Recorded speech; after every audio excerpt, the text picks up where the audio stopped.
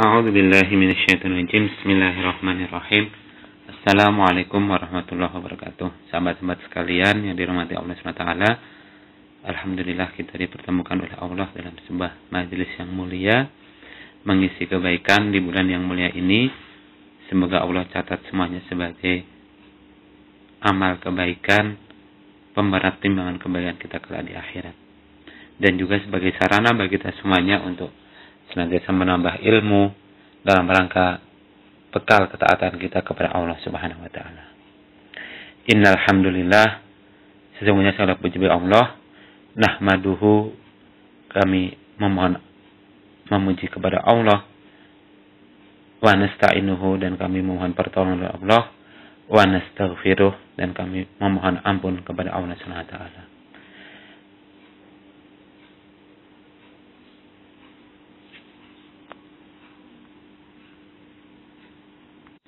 Wa na'udzu billahi min syururi anfusina, dan kita bermohon kepada Allah perlindungan atas kejelekan hati-hati kita, wa min sayyiati a'malina, juga atas keburukan amalan-amalan kita. May yahdihillahu fala mudhillalah, barang siapa yang telah Allah kehendaki hidayah kepadanya, maka tidak ada seorang pun yang bisa menyesatkannya. Wa may yudlilhu fala hadiyalah, dan barang siapa yang sudah disesatkan oleh Allah, maka sesungguhnya tidak ada seorang pun yang dapat memberikan hidayah kepadanya. Allahumma shalli ala Muhammad wa ala alihi wa ashabihi wa man tabi'ahum bi ihsan ila yaumil. Kita bersalawat kepada Rasul, dan semoga salawat itu juga tercurah kepada para sahabatnya, keluarga beliau, dan seluruh pengikut sunnahnya yang senantiasa istiqomah hingga di akhir zaman.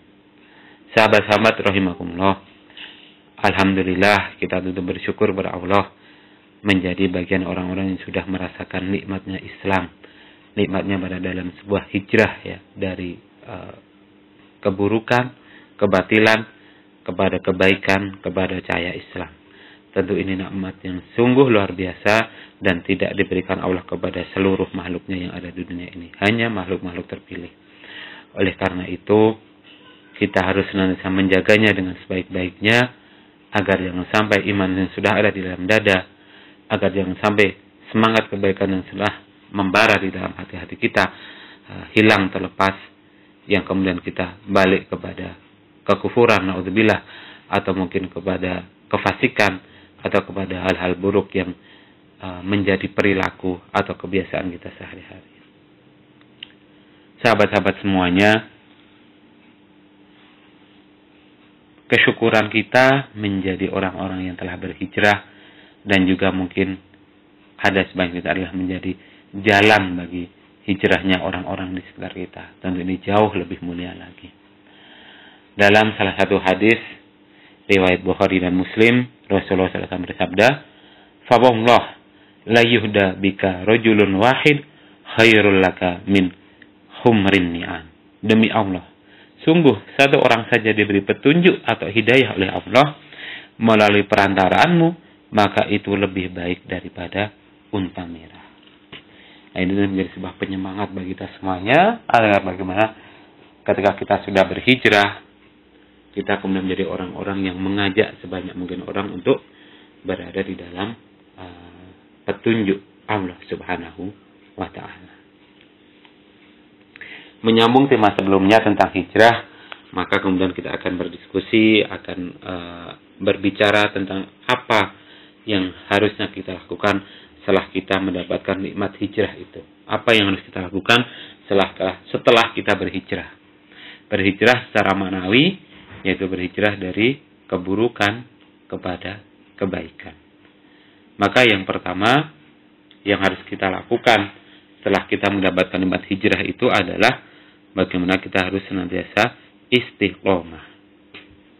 Dalam hadis Arba'in ke-21, teman-teman bisa nanti simak di sana, Rasulullah SAW bersabda, dari Abu Amr, beliau bertanya kepada Rasulullah, "Wahai Rasulullah, katakanlah kepadaku perkataan tentang Islam yang tidak akan kutanyakan kepada selain engkau."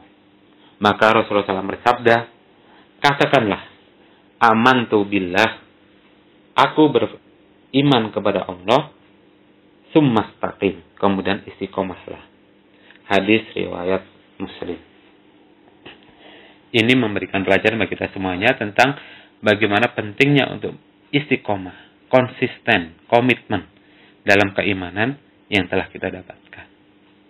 Yang kedua yang harus kita lakukan adalah menjaga amal soleh. Masih dalam hadis Arba'in, Rasulullah SAW bersabda, ittaqillaha haitsuma kunta. Bertakwalah kepada Allah dimanapun kalian berada. Wa atbi'is sayyi'atal hasanata tamhuha. Dan iringilah kesalahanmu atau perbuatan burukmu dengan perbuatan baik. Niscaya kebaikan itu akan menghapusnya. Inilah pentingnya bagi kita semuanya agar kita men-switch ya, atau meng-convert ya, perilaku-perilaku buruk kita di masa lalu, kesalahan-kesalahan kita di masa lalu, dengan kebaikan-kebaikan yang banyak di saat sekarang. Insya Allah, dengan izin Allah, maka kebaikan itu akan menjadi penghapus keburukan-keburukan yang telah kita lakukan sebelumnya. Yang ketiga, teman-teman, sahabat-sahabat semuanya, adalah bagaimana pentingnya kita untuk senantiasa menjaga keikhlasan setelah kita berhijrah.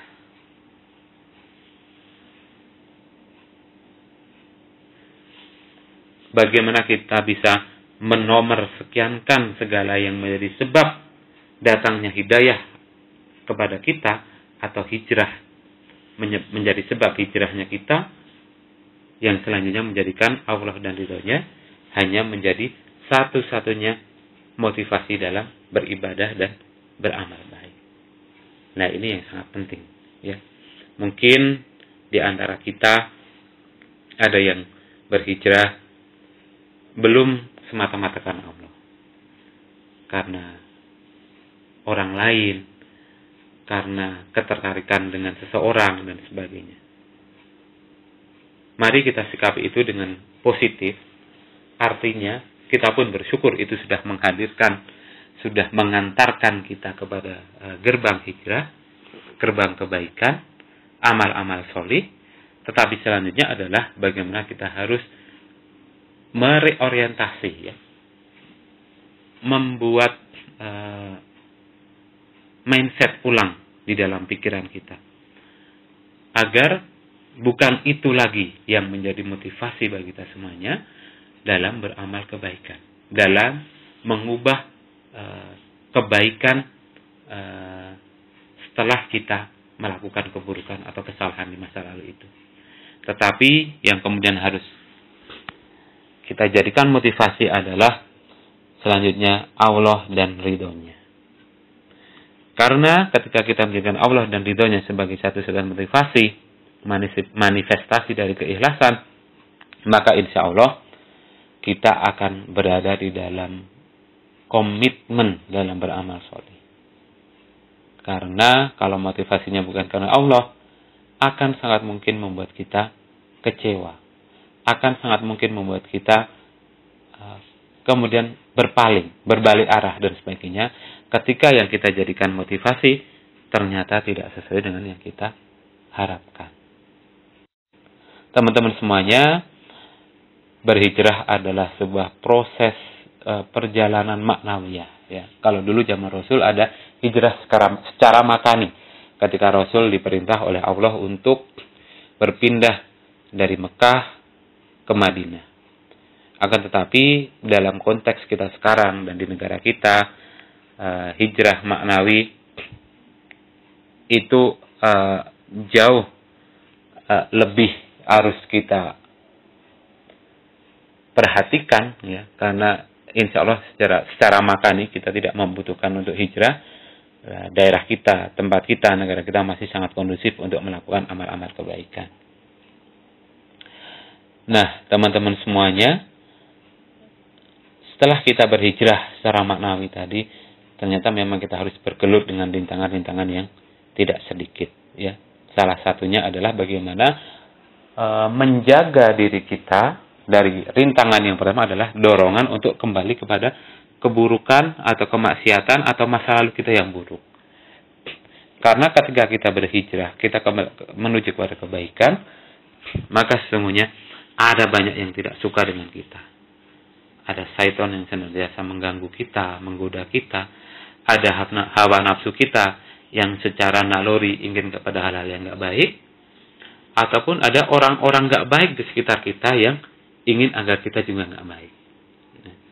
Inilah pentingnya kita untuk menjaga kekuatan agar bagaimana kita senantiasa punya barrier, ya, punya penghalang agar kita tidak balik kepada lingkungan yang buruk, perbuatan buruk, kesalahan-kesalahan masa lalu yang itu luar biasa dahsyatnya. Yang kedua adalah menjadi rintangan bagi kita setelah berhijrah adalah bagaimana sulitnya untuk menjaga keikhlasan. Berhijrah bukan karena Allah. Tadi menyambung yang sebelumnya, ya. Bagaimana kemudian mungkin sebab hijrah kita bukan karena Allah, tapi karena seseorang. Nah, ini yang kemudian harus kita perbaiki. Kita reorientasi kembali. Dan ternyata sebab hijrahnya karena seseorang ini pun sudah ada kisahnya di masa lalu. Sebagaimana sering terkenal, ya, dengan sebutan Muhajir Ibnu Qais. Teman-teman bisa lihat di dalam hadis Arba'in ayat yang ke-1, ya. An Amiril Mukminin Abi Hafsin Umar bin Khattab radhiyallahu anhu qala sami'tu Rasulullah sallallahu alaihi wasallam yaqulu innamal a'malu binniyat wa innamal likulli imri'in ma nawa. Faman kanat hijratuhu ila Allahi wa rasulih fa hijratuhu ila Allahi wa rasulih wa man kanat hijratuhu lidunya yusibuha aw imra'atin yaqihuha fa hijratuhu ila ma hajaru alaihi. Amirul Mukminin Abu Hafs Umar bin Khattab radhiyallahu anhu berkata, aku mendengar Rasulullah SAW bersabda, semua amal perbuatan tergantung niatnya dan setiap orang akan mendapatkan sesuai apa yang ia niatkan. Barang siapa berhijrah karena Allah dan Rasulnya, maka hijrahnya untuk Allah dan Rasulnya. Dan barang siapa berhijrah karena dunia yang ia cari atau wanita yang ia nikahi, maka hijrahnya untuk apa yang dia tuju. Ya. Asbabul wurud dari hadis ini adalah ada salah seorang laki-laki yang tertarik, ya, dengan perempuan di Madinah. Yang namanya perempuan itu adalah Ummu Qais. Sehingga sang laki-laki ini bersemangat untuk hijrah, ternyata agar bisa bertemu dan mendapatkan wanita yang dia tuju itu. Maka sering dikenal dengan Muhajir Ummu Qais. Teman-teman semuanya, tadi dalam hadis dikatakan bahwa barang siapa berhijrah karena dunia yang ia cari atau wanita yang ingin ia nikahi, maka hijrahnya untuk apa yang dia tuju. Ini sangat kecil sebenarnya, bila dibandingkan dengan bagaimana kita ingin mendapatkan ridho dan kasih sayang Allah dengan berhijrahnya kita dalam amal kebaikan. Insya Allah kalau niat kita kepada Allah, niat kita tulus karena Allah, maka tidak hanya dapat dunia atau wanita, tapi insya Allah dapat keberkahan yang lebih di dalamnya. Nah, teman-teman semuanya, sahabat-sahabatku, banyak kemudian yang terjebak, salah satunya tadi, ya, Muhajir Ummu Qais zaman sekarang, zaman now, ya, yang kemudian rela untuk berhijrah dengan alasan si doi, si dia, gitu, ya, tapi kemudian tidak mencoba mereorientasi tadi. Nah, inilah pentingnya bagi kita semuanya untuk kemudian menjaga keikhlasan hati kita semuanya. Maka kemudian yang sering kemudian terjadi adalah bagaimana merebaknya roman-roman, mungkin kisah-kisah cinta gitu di antara orang-orang yang sudah berhijrah. Ada yang sering menyebutnya dengan virus merah jambu dan sebagainya. Nah ini na'udzubillah. Mari kita semuanya menjaga agar kita tidak seperti itu. Karena sesungguhnya itu semuanya adalah sesuatu yang tidak benar. Ya. Bisa jadi nanti kemudian akan dilabeli menjadi sebuah pacaran yang syar'i misalnya. Padahal sebenarnya tidak ada pacaran yang syar'i dalam pandangan Islam. Ya. Maka teman-teman mungkin kita yang bergabung dalam sebuah komunitas hijrah dan bersama-sama dalam sebuah lembaga, organisasi, sama-sama memegang ingin menjadikan kehidupan yang lebih islami, lebih baik, ya, kita harus senantiasa menjaga interaksi, ya. Kita sudah tidak seperti yang dulu lagi, yang bebas berinteraksi, istilah antara pria dan wanita sebagainya. Mana umumnya orang-orang awam, dan itu semua harus kemudian kita perbaiki mulai dari sekarang pelan-pelan, ya, agar kemudian kita menjadi pemuda-pemudi sosok yang baru, sosok yang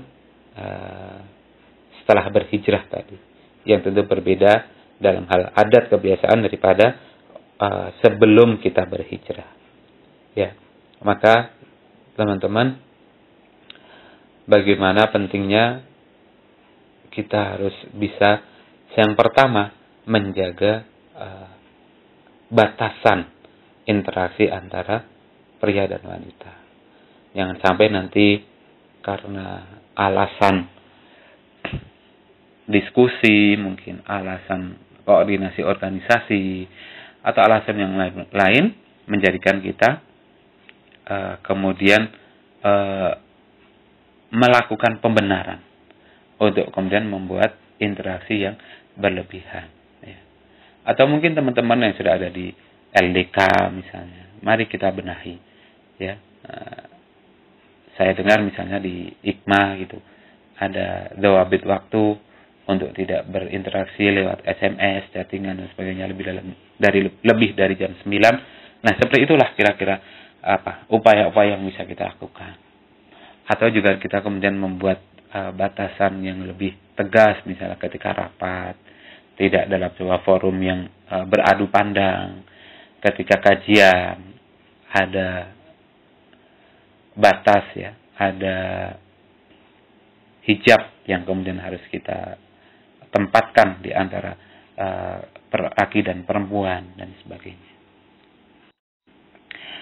Nah, penting bagi kita semuanya adalah kemudian mencermati, bahkan Rasulullah pun mengingatkan kita semuanya, ya.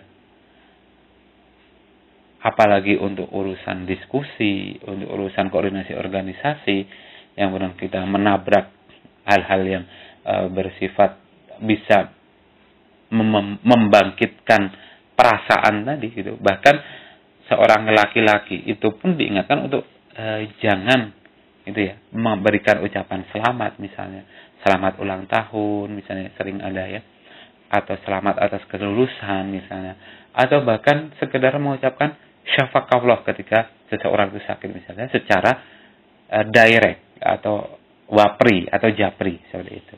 Ini adalah bagaimana rambu-rambu yang agar kita semuanya kemudian terjaga, ya, terjaga hati kita, terjaga perasaan kita, ya, karena kita semuanya sudah menjadi orang-orang yang berhijrah, maka kebiasaan kita, adat kita sudah bukan lagi seperti adat ketika sebelum kita berhijrah.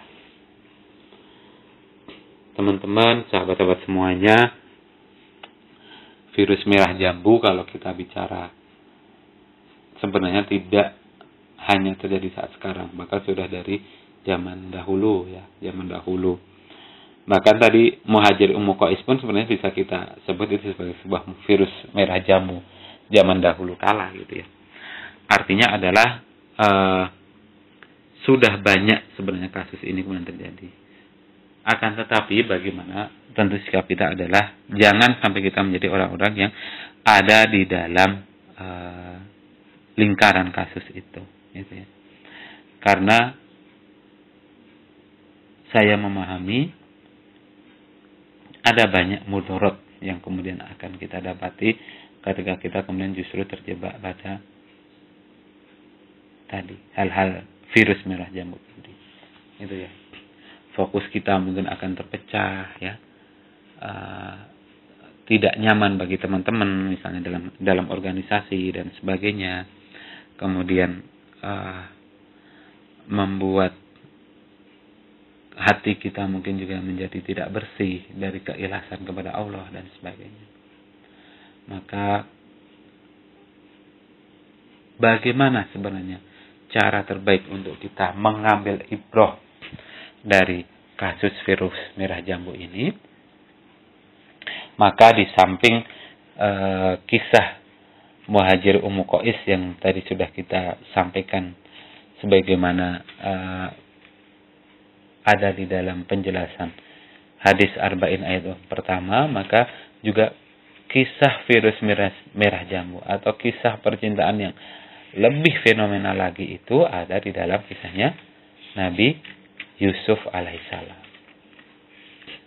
Ketika beliau ternyata juga sama-sama memiliki rasa kepada Zulaikha, istri dari Raja Mesir ketika itu yang membeli Yusuf setelah Yusuf dijual oleh saudagar ya yang menemukan Yusuf itu di dalam sumur ya. Maka di dalam surat Yusuf ayat 24 nanti teman-teman bisa buka, kita dapati a'udzubillahi minasyaitonirrajim wa laqad hammat bihi wa hamma biha laula ar-ra'a burhana rabbih kadzalika linasrifa anhu su'a wal fahsya innahu min ibadinal mukhlasin. Dan sungguh perempuan itu telah berkehendak kepadanya Yusuf, dan Yusuf pun berkehendak kepadanya. Sekiranya dia tidak melihat tanda dari Tuhannya, maka demikianlah kami palingkan darinya keburukan dan kekejian. Sungguh dia Yusuf termasuk hamba kami yang terpilih. Teman-teman, sahabat-sahabat semuanya, Yusuf dan Zulaikha sama-sama memiliki perasaan, ya, kecenderungan. Dan ketika itu, posisinya adalah sangat memungkinkan bagi dua orang yang saling mencintai ini untuk melakukan yang sama-sama mereka maui sebenarnya, dan itu sebenarnya adalah hal yang dilarang oleh Allah. Kan itu ya. Tapi kemudian burhana rabbih tadi ya. Melihat tanda dari Allah, seperti ada penghalang. Inilah yang disebut dengan komitmen keimanan. Komitmen keimanan itulah yang bisa menjadi benteng bagi kita semuanya dari hal-hal yang tidak baik.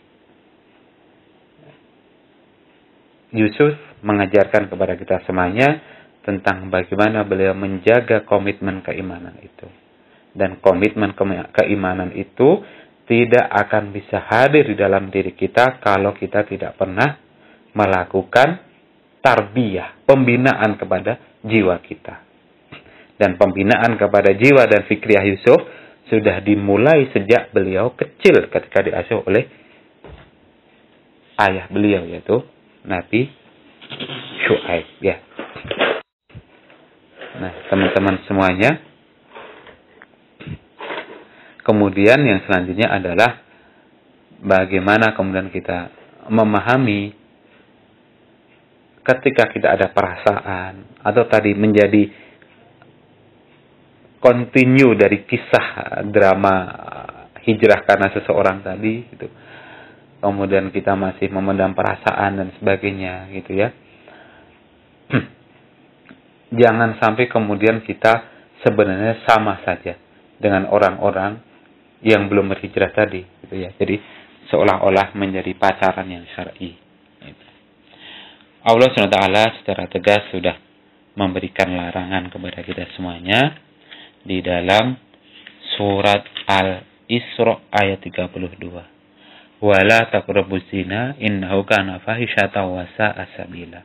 Dan janganlah kamu mendekati zina. Zina itu sungguh suatu perbuatan keji dan suatu jalan yang buruk. Zina tidak sekedar adalah hubungan antara laki dan perempuan, tetapi dia juga ada zina mata, zina hati, dan sebagainya. Ini yang penting untuk kemudian kita jaga. Teman-teman, sahabat semuanya, mungkin ada di antara kita atau saudara-saudara kita yang sudah terlanjur terjebak dalam sebuah virus merah jambu tadi. Dalam sebuah apa tadi istilahnya? Kisah cinta yang tersembunyi mungkin gitu ya. Karena sesama aktivis gitu misalnya, atau sesama orang yang sudah berhijrah, kemudian malu kalau ketahuan mereka sedang pacaran, maka mereka mengambil cara kucing-kucingan misalnya seperti itu. Nah, ikhwatifillah, maka ada salah satu hadis Rasulullah yang menjelaskan kepada kita semuanya. Beliau sampaikan adalah, belum pernah saya dapati satu solusi dari dua orang yang saling mencintai kecuali pernikahan. Maka kalau kita sudah terjebak, masing-masing dua individu memendam rasa, maka segera halalkan, itu adalah yang lebih utama. Namun kata kuncinya adalah saling mencintai, ya. Jangan sampai kita istilahnya bertepuk sebelah tangan. Kita mengharapkan yang lebih kepada seseorang, tapi ternyata seseorang itu tidak mau, gitu. Maka pernikahan itu pun juga tidak akan bisa terlaksana. Ya, maka ini adalah bentuk bagaimana hati-hatinya Rasul, ya, ajaran Islam ini menjaga agar kita tidak terjebak dalam hal-hal yang dilarang oleh Allah SWT. Karena nikah itu kemudian bisa menghalalkan apa yang diharamkan sebelumnya. Masalahnya kemudian adalah bagaimana, kan itu ya? Bagaimana kalau ternyata bertepuk sebelah tangan tadi, kan itu. Maka mulai dari sekarang beranilah kita menjadi pemuda yang sejati, ya, menjadi wanita atau pemudi yang juga berkomitmen untuk menjaga kesucian diri, untuk segera putuskan. Putuskan apa? Putuskan untuk selesai, gitu ya. Kalau nggak nikah, maka putuskan. Kan pilihannya hanya dua tadi. Itu ya. Nah, teman-teman semuanya, hubungan antara laki-laki perempuan, ya, sebenarnya tidak hanya di organisasi, di sosial masyarakat, atau dimanapun, ya, kita kuliah dan sebagainya, itu kan tidak akan pernah bisa terlepas dari interaksi antara laki dan perempuan. Tapi tadi juga sudah kita sampaikan, ada batasan-batasan yang harus kita jaga, ada adabnya, dan itu yang kemudian semoga bisa menjadi benteng bagi diri kita sendiri agar kita terhindar dari yang mendekati kepada zina tadi. Nah, teman-teman, yang selanjutnya adalah bagaimana agar kita bisa terhindar dari kisah-kisah percintaan tadi, itu ya, kisah-kisah virus merah jambu tadi. Yang pertama adalah bagaimana kita mengutip dari kisah Nabi Yusuf adalah bagaimana kita punya komitmen keimanan dan komitmen prinsip. Selama itu kita pegang, maka insya Allah kita akan menjadi orang-orang yang lantang berkata tidak terhadap hal-hal yang melanggar aturan Allah SWT. Kita sebagai manusia sama kan dengan teman-teman kita yang belum berhijrah, yang masih awam, masih punya ketertarikan dan sebagainya. Apa yang membedakan kemudian mereka mau berpacaran dengan kita yang menjaga diri agar tidak berpacaran? Maka yang membedakan adalah komitmen terhadap prinsip, komitmen kepada keimanan yang kita pegang. Itulah yang membuat kita membatasi, ya, membuat kita mengekang diri kita ini dalam perilaku-perilaku yang bisa mendatangkan murka dan ketidakridhaan dari Allah Subhanahu wa taala. Yang kedua adalah bagaimana juga kalau ini kita bicara organisasi, IKMA misalnya, adalah bagaimana kita menjaga komitmen aturan di dalam organisasi itu sendiri, menjaga batas-batasnya antar interaksi antara laki-laki dan perempuan. Di samping diri-diri kita menjaga, maka secara organisasi kita juga harus berpikir bagaimana agar menjaga agar interaksi itu bisa dikendalikan. Dan yang ketiga tentunya adalah bagaimana kita senantiasa bermohon, ya, menyerahkan segala urusan kita kepada Allah, bahwa jodoh, ya, masa depan kita itu semuanya sudah diatur oleh Allah Subhanahu wa taala. Ya. Dan ketika kita meyakini itu semuanya, maka kita juga paham dan kemudian tidak akan memilih jalan pacaran itu sebagai sebagaimana yang teman-teman masih awam mungkin pahami, itu sebagai sarana untuk mencari kecocokan, kefahaman dan sebagainya. Bukan itu yang diajarkan oleh Islam, gitu ya. Dan justru yang ada adalah menikah dulu, baru kemudian mereka bisa melakukan pendekatan, memahami satu dan yang lainnya. Dan jangan takut untuk menikah tanpa pacaran, gitu ya, karena sesungguhnya sakinah dan rahmah, ya, kasih sayang dan ketenangan itu akan Allah hadirkan setelah pernikahan.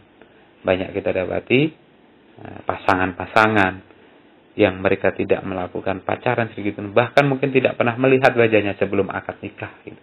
Tapi kemudian Allah hadirkan keberkahan dalam rumah tangga mereka, sehingga sakinah, mawaddah, warahmah itu terus senantiasa terjaga, bahkan mereka sampai lanjut usia, sampai anak keturunan mereka banyak, punya cucu dan sebagainya.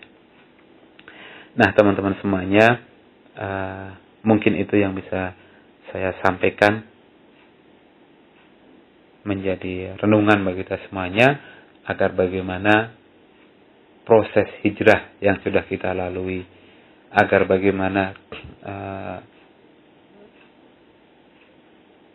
berubahnya kita tadi, proses berubahnya kita dari masa lalu kepada masa sekarang yang lebih baik itu senantiasa berlandaskan keikhlasan kepada Allah, senantiasa dihiasi dengan amal-amal kebaikan, dan senantiasa hanya menjadikan Allah dan ridhonya sebagai motivasi dan satu-satunya tujuan bagi kita dalam beramal baik. Wallahu a'lam bishawab. Wal afu minkum. Assalamualaikum warahmatullahi wabarakatuh.